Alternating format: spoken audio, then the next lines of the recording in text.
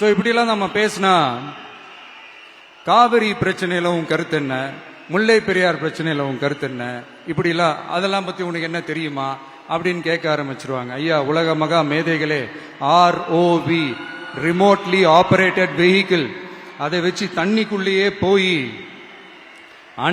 அணைகளோட உறுதித்தன்மையை ஆராய்ச்சி பார்க்கிற வரைக்கும் நான் எல்லாம் தெரிஞ்சுதான் வச்சிருக்கிறேன். ஒருத்தன் சைலண்டா இருக்கான், அமைதியா இருக்கான்னா உடனே அவனுக்கு எதுவுமே தெரியாதுன்னு நினைச்சிடாதீங்க. சும்மா கருத்து சொல்லிக்கிட்டு கம்பு சுத்திக்கிட்டு இருந்தா எல்லாமே நடந்துருமா? நசன் பேசி பேசி அதை கேட்டு மக்கள் வெறுத்து போயிட்டாங்க. உருப்படியா ஏதாவது யோசிங்கயான்னு மக்கள் நினைக்கிறத யாருக்கு தெரியுதோ தெரியலையோ, எனக்கு அது நல்லாவே தெரியுது.